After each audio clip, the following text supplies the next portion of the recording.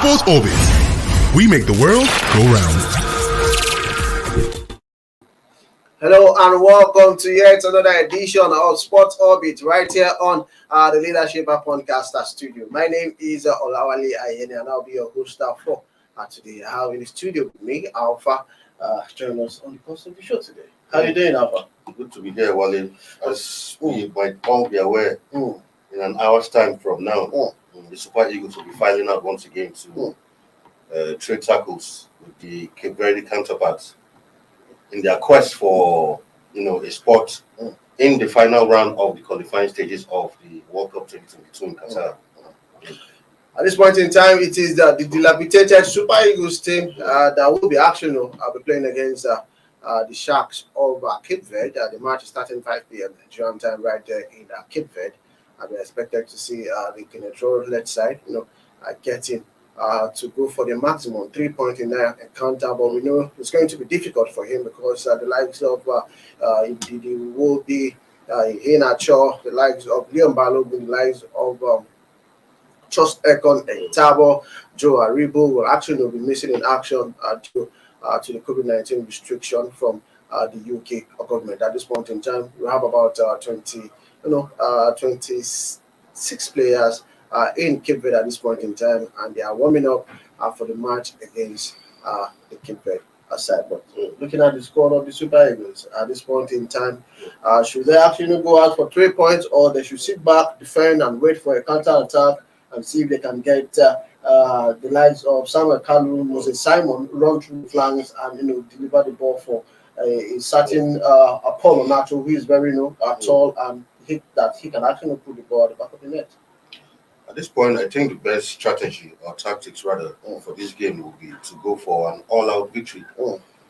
In this kind of games, it's good to start gaining the necessary points on time, because if the Super Eagles come away with a victory in this one, that's 6 points already in the bag. So with 6 points, you know that maybe in your next couple of games, another matches to go. Exactly. So if you get 6 points from this one, you know that maybe another extra 4 points will guarantee you, top spot in the group. So I believe the Eagles should go all out, and there shouldn't be an excuse that yes, fine, agreed, we are missing some of our key players who would have made a whole world of difference in this encounter. But that notwithstanding, it shouldn't be an excuse. They should go all out.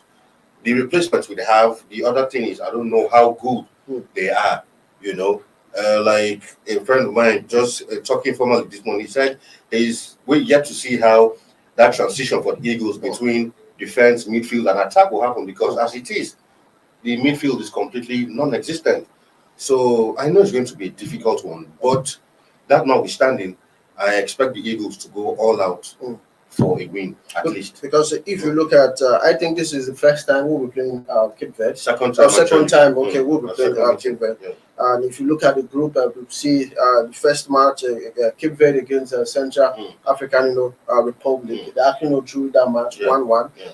Liberia actually played a match against Central Africa yesterday, and they defeated Central Africa by a lone goal. The goal actually came at the tail end of the match. Yeah. So it means that at this point in time, the Super Eagles are still leading the Group C, followed by Liberia, who are sitting in the second spot, then followed by Cape Verde, who have just 1 point from one match, then followed by Central African Republic. They have played 2 matches and lost 1 and they drew 1. They just have 1 point. So at this point in time, they don't have just 1 point. So looking at the permutation, looking at what some people will say, you can't actually compare what Central African Republic played against Cape Verde, for us to use that one to judge the match they are going to play against Cape Verde today. Yeah, absolutely. And another thing is, like we keep saying in football, they are no longer minnows anymore. Like the Ivorian match, if you recall, Cote d'Ivoire played, I think was it Zimbabwe or so, and they played the goalless draw. Yes. Who would expect that a team like a country like Zimbabwe will go toe-to-toe with Cote d'Ivoire? So it was really, really a surprising result. So we shouldn't take any of these teams in our group for granted. Is to go all out and not be complacent and try to underrate. I know the Cape Verde side play very, very good football. They have enough speed. you know, and there's plenty of youth on their side. So I really hope the Super Eagles will be able to contain these guys, you know. So it's going to really be a difficult and tactical match, I must confess. So the result that happened between them and Central African Republic should not be used as a yardstick to judge. Yes, you know, it's good to take every match as it comes. So I think the best thing for the Eagles is to go all out there, play your best game, and do everything within their power to ensure that 3 points are in the bag today. Of course, looking at the team list, talking about the players that actually went flight to Cape Verde at this point in time. Goalkeeper, the 3 goalkeepers that actually was on duty for the Liberian game, they are still intact. Talking about the likes of Francis Ozoho, Daniel Akpeye, Maduka Okoye, they are the 3 goalkeeper. Any of them might be actually be called to stand in between the sticks for the Super Eagles. But with the performance of Maduka Okoye in the last match against Liberia, do you think Benetros should still ensure the confidence in him, letting him to start this particular match? Yeah.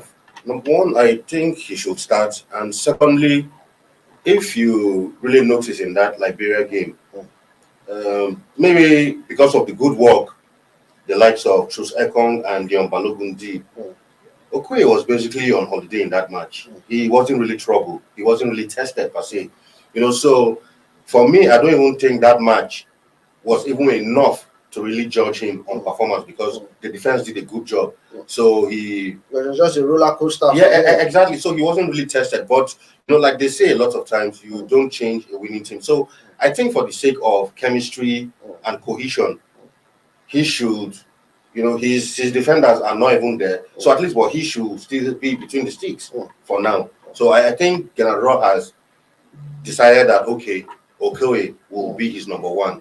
So I think if that's the case, then for now he should stick with him, except maybe he commits, a terrible blunder that, leads to, something terrible on the part of the Eagles. But I really think he should keep Okoye as his number 1 keeper for now. And then looking at the defense, we have the likes of Awazim, we have the likes of Kenneth, Omaro, we have Seidu, we have Collins.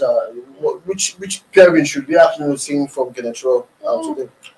All these names you mentioned, like for Kenneth, to be sincere, I haven't seen Kenneth in action for quite a long time. So I don't know the level of his form, where his form is at right now, because even just to cut you short, now we have the team list, the starting 11 that was going to start in just about 42 minutes thereabout, about 52 minutes thereabout. The game will start, and on goal we have Okoye retain his spot. Jamilo Collins also retain his left back role. Shehu Abdullahi return as starting in the team. Omeria also return. Chidozim Awazim return also. Michael Bonkiri also will be playing in the midfield. Michael also will be playing in the midfield. AJK that plays for Russia side also will be one of the midfielders. Then looking at the likes of Moses Simon, Ahmed Musa, the captain, and Victor Oseme, they actually will make up the starting 11 for Team Nigeria. Paul is not starting. Then in the bench we have Uzoho, Onyekeru, Akpeyi, 1-4, Murphy, Sanusi, Adeleke, and Paul Onacho. These are the players at the bench for the Super Eagles at this point in time. But looking at the team list, do you see us getting 3 points up from this game? Like I said, this team is quite suspect. So I know it's going to be really a difficult one. But by and large, we should be able to overcome the Cape Verde. Even if it's by a lone goal, we should be able to seal all 3 points. But I'm surprised. I was expecting him to start Osimhen and maybe Paul up front. I thought maybe Musa would have taken a rest, read the game from the bench and come on later. But again, he's the coach. He has his reason for starting Musa and Osimhen up front. So, because if you look at this game, we know that the Caverians are very fast. They want to actually put the Super Eagles on their toll. I think maybe that is the reason why he actually put in players who he actually know that they can actually mark and they can give. They can match up what the Cape Verdeans are bringing man for man in terms of space. Looking at Moses Simon, he has the space. Ahmed Musa, that he's getting older, but he's still very agile. Then Victor Osimhen can actually get to charge also. So I feel he's actually leaving Paulo Nacho for him to come in as a substitute. Then from there we can have the likes of Moses Simon, getting to giving some balls. Of course, he has height advantage. He's a big bully striker, so put the ball in the back of the net. But at this point in time, these are the list of the starting 11 for Nigeria. Let me just go through it again in case you actually missed that. Okoye will start in goal. Jamilu Collins 3. Shehu also Abdullahi will play in 2. And in the right back, Kenneth Omerua, Chidozie Mawoziem. Those will be the 5 and 6 for Team Nigeria. Then we have Bonkel Michael. They will actually be in the middle of the pack. Ejike will actually be in the front. Then Moses Simon, Ahmed Musa, then Victor Osimhen make up the starting 11 for the Super Eagles. Before we go away from the Super Eagles, what will be your prediction for this match? Tight game. I predict 1-0 in favor of the Eagles. I don't expect it to. I'll be surprised if the goals come rushing in. It'll be a good one for us, no doubt. But the Cape Verde are playing at home. They have home advantage on their side. A couple of 5,000 of their fans will be in the stadium to come watch them play. So I'll keep the scoreline at 1-0. But I expect the Eagles to bag all 3 points. Of course, no doubt about it. It's going to be difficult for the Super Eagles because we know that they'll be playing on the AstroTurf synthetic pitch, not natural grass. They are very, very useful both in their club side and in the country and Nigeria. And the match will go live 5 p.m. Nigerian time in Cape Verde at the Estadio Municipal Antonio Senna in Mindelo. That will happen right there, just about 48 minutes to the kickoff of the match. We rest assured that we give you all the actions coming in and out from Cape Verde, blow to blow, right here on the leadership and newspaper. From now, away from that, we'll move to our next story. Well, South Africa also, they actually defeated their opponent to win their match yesterday against the Black Star of Ghana. You can imagine, they actually won that match 1-0 at the FNB Stadium in South Africa. That match, at least at this point in time, has guaranteed them the group leaders in Group G of the World Cup qualifiers. The World Cup that they actually hosted 2010, and right about now, they're actually cruising and firing with all cylinders. Do you think they can actually edge Ghana and qualify from that group as the only representative from still a difficult group? Yesterday they played at home. Although it came as a surprising result to me, I really didn't expect them to come away with a victory in that one against Ghana. But all the same, they're playing at home, so that was extra motivation. There's still a return leg which we played back there in Ghana. So I think Ghana will want to throw everything at them to ensure that at least they come away with a victory when they play at home. So for South Africa topping the group for now, I really think it will be a difficult task for them. Of course, before we go for a short break, we want to get your pulse about the match between the Nigerian Super Eagles and the Sharks of Cape Verde at this point in time. Head straight to our Facebook page, our Twitter, our YouTube handle. Get to send in your prediction for that particular match. And when we get them, we are sure that we get to read it on air as they keep coming. But for now, we'll go for a short break. When we come back, we still have Aisha Buhari's Cup in the package. A certain Sam Allardyce has been recommended for the job at Arsenal at this point in time. Do you think he should actually take over from Mikel Arteta? But wait and see what's really get to happen at the end of the day. These and many more will come after the short break. Don't go nowhere.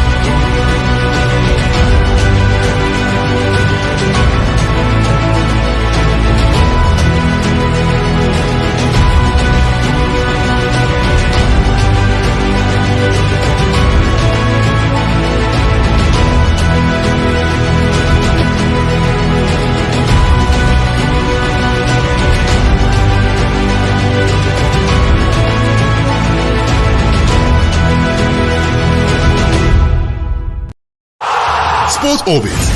We make the world go round. Hello and welcome from that short break. It's still Sports Orbit right here on at the Leadership Podcast Studio. The sports editor of Leadership and Newspaper join us in the course of the show. Salif Usman, how are you doing? Thank you, Mr. Watkins. Thank you. You actually know went past the traffic and you have to just make your way into the studio. Sorry to come into the program.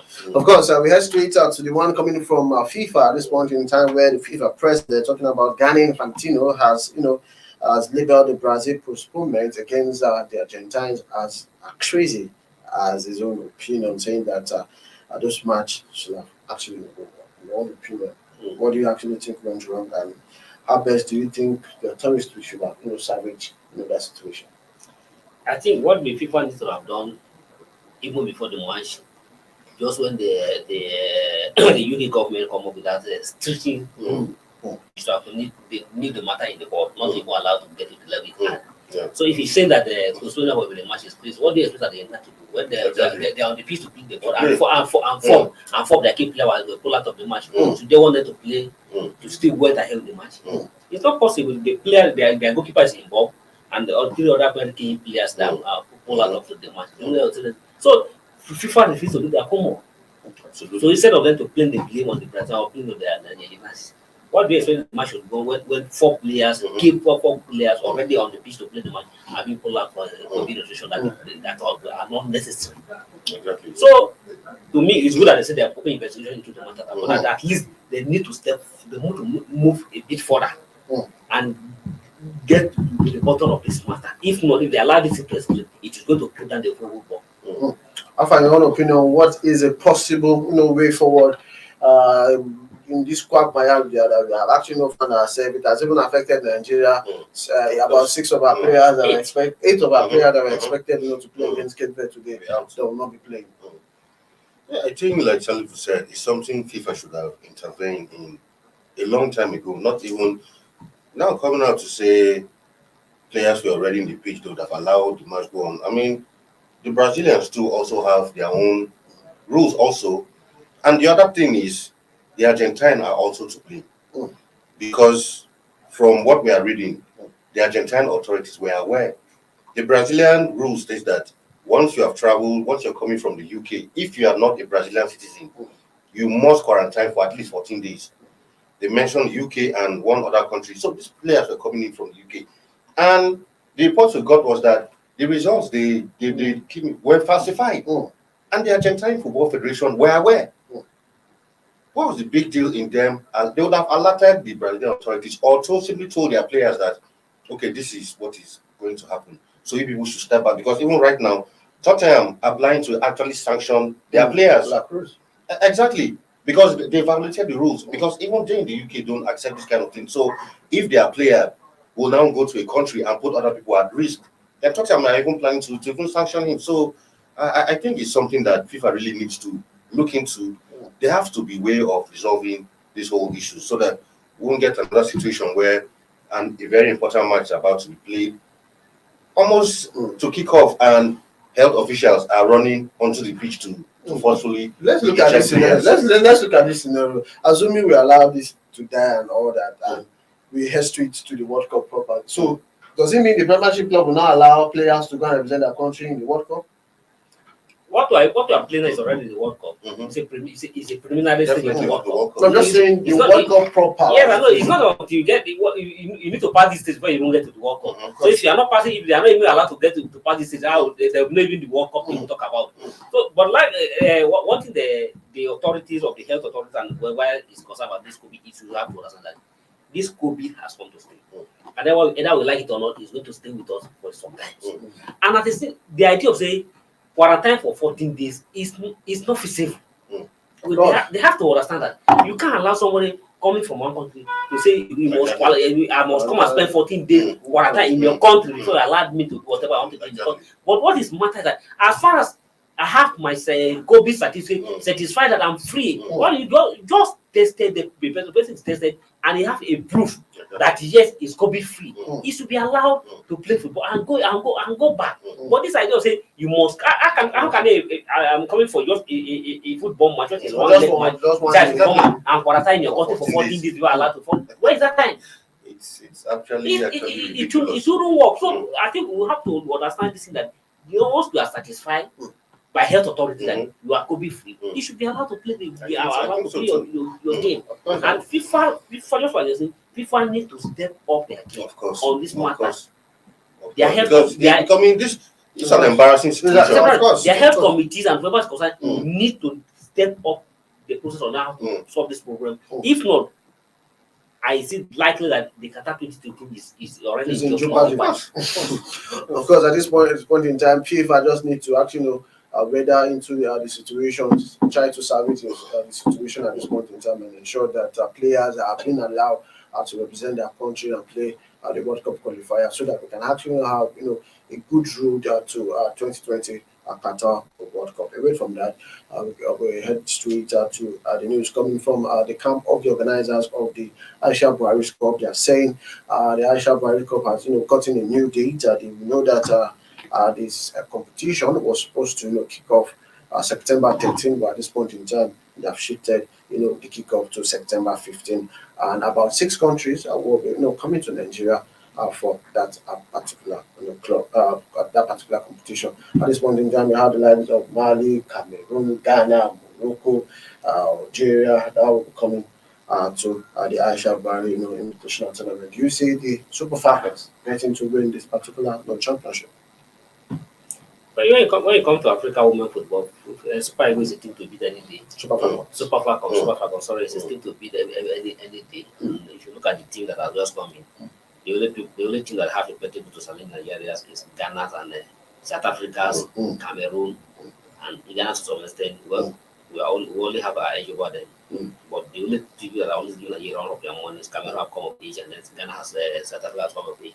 But being as it is, if Nigeria have all the players on ground, have all our players on ground and play at home, I don't think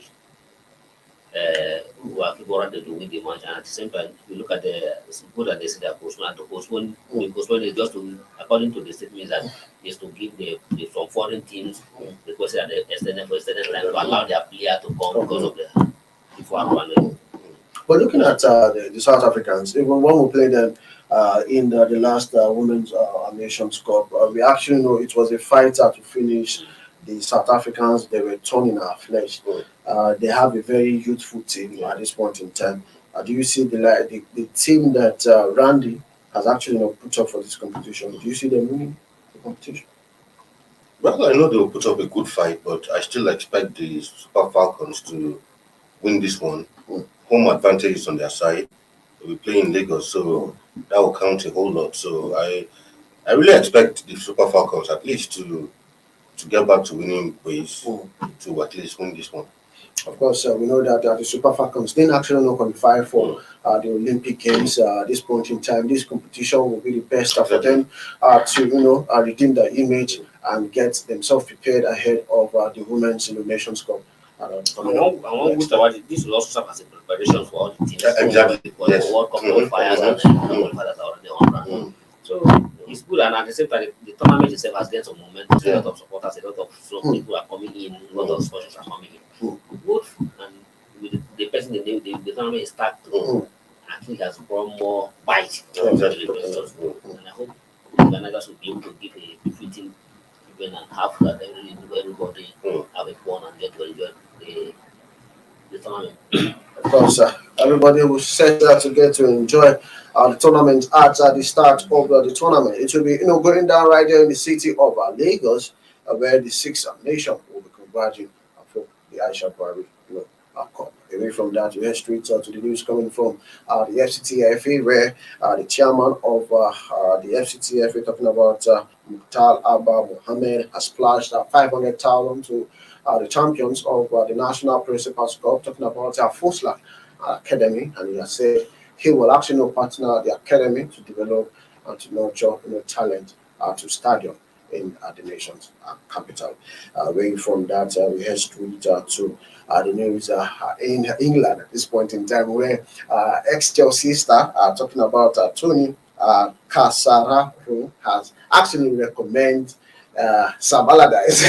And at this point in time, Big Sam, at this point in time, Alpha want to actually jump on this story because some people would say Sam Allardyce is an old man. He does not have the ideas. He does not have fresh ideas. Don't forget that Holland just reappointed proceeding to salvage Arsenal in their present quagmire. But at this point in time, I think Sam Allardyce is best person to replace before I answer that question properly, let me tell you a short story about Sam.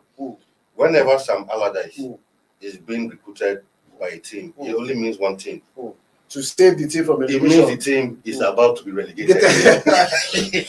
So once Sam Allardyce is coming to your team, just know that your team is at the risk of relegation. So he's coming there to salvage things. So when I saw this news, I actually laughed. I said, well, maybe this is what Arsenal actually needs. Because the way it's going, well, I wouldn't want to say more than that. Because the 5-game ultimatum they're giving to Arteta, what's the guarantee that he's going to win all of those 5 games? Of course, it's going to be a difficult game. Like Salifu keeps saying, he said this is the right time to ask Arteta to leave and not to give him any 5-match ultimatum. So if someone is making the suggestion of Sam Allardyce, well, I think it's not really bad. Maybe he can come and turn things. It's just that his kind of playing philosophy will not really fit into what Arsenal are known for.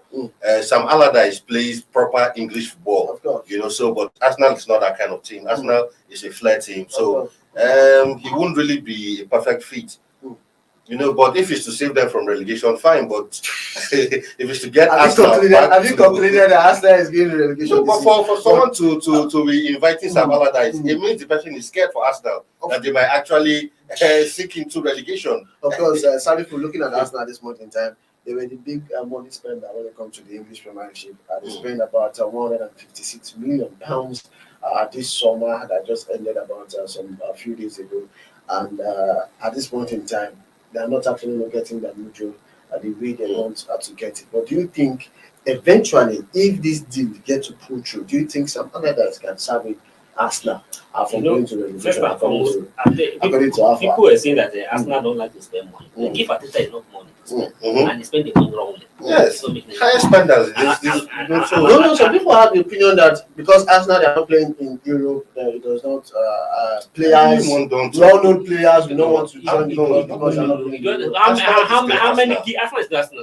How many key players did this intend to buy and he couldn't buy as long as he have the money? And at the same time, I think Cascarino is making a big jump on. I think big swap. That is a big swap. What kind of nonsense is that? Some Allardyce, for goodness sake, Arsenal has not come to the level that some Allardyce we just like Alpha just persisted. We see West Brom. He came and couldn't salvage them. What he just came and helped them go down well. Of course. Because West Brom was sinking, and all that some other was to guide them perfectly down. Of course, he was appointed about 10 matches to go in the English Premiership. So I don't think Arsenal. I don't wish Arsenal to get to the worst. No, it's not. No, it's just cheap matches. So if Arsenal management need to salvage the team, they should go for the right coach. Exactly. Both things are valuable, and there are many other key coaches that are valuable. Not quick fix. At the same time, Arteta has to leave. Just like people say, Arteta has had his day at Arsenal. He has to leave. Give him even more additional, more match additional to money. It's just a waste of time. It's just a waste of time. But there's no guarantee. This was first time it never happened at Arsenal. That for the first time, your first three matches, not first 3 matches, concede 9 goals without scoring anyone. This is nonsense. Of course, best time is for Arteta to actually leave at this point in time. We should train the Torah. That is actually not coming from Saudi football. Away from Arsenal, we head straight to the camp of Barcelona, where the Barcelona chief talking about Laporta has confirmed talk to extend the contract of their coach, talking about Roland Koeman in the Camp Nou at this point in time. Looking at the performance of Barcelona, do you think the Dutchman deserves a contract extension? I think so. In my opinion, I think he didn't do too badly last season. Barcelona came third. Still got them a Champions League qualifying spot. Because the truth is, whoever you bring to Barcelona at this point in time, Barcelona is not the Barcelona of 2-3 years ago. That's the truth. The players who made Barcelona tick are no longer there. So it's like a whole new crop of generation of players. So people keep saying Ronald Koeman. Ronald Koeman is an ex-Barca player too, so he understands the Barca philosophy properly. So I think he didn't do a terrible job. Barca too, every team comes through. I think Barca too are beginning to go through that process that Man U too went through and are still going through. Every big team, whether you like it or not, every big team goes through that process. Liverpool went through it. AC Milan went through it. It's just that for some teams it takes much longer. But Barca too is going through that process, because I don't really see Barca winning any serious trophy in another maybe 2 seasons. Just have to cut you short from there. Last story for today is that Novak Djokovic has actually powered through to the US Open quarterfinal. He actually defeated the American, who are actually entered with a white card into the tournament, Jenson, with 6-1, 6-3, 6-2, and 6-2 to actually cruise to the quarterfinals of the US Open. We saw him getting to be sent back in the Olympic Games, but right here he's getting to get back his rhythm back. Just to let you know that the Super Eagles match will be against the Cape Verde, will be starting in about 27 minutes time from now. And Hamed Musa has become joint highest cap Nigerian player with Joseph Yobo with 100 cap. He'll be making his 100 cap for the Super Eagles today. This note, I want to thank Salif Osman for being on the show today. Thank you. Alpha, it's great having you join us. Always a pleasure. Of course, before we go, what's your prediction for today's match? Well, I don't have any predictions. I'm only praying that the Super Eagles should be able to hold their own and ensure that we get a draw if they can win the match. Of course, Alpha Ela predicted 1-0. 7-0 Eagles. Of course, anything can happen. Being patriotic here, let's just say 2-1 from me in favor of the Super Eagles. On this point, I want to thank you, our viewers, for staying with us. We return with another bigger and better package tomorrow on Sports Orbit right here on the Leadership Podcast Studio. My name is Olawale, and I'm saying bye-bye for now. God bless the Federal Republic of Nigeria. Bye-bye.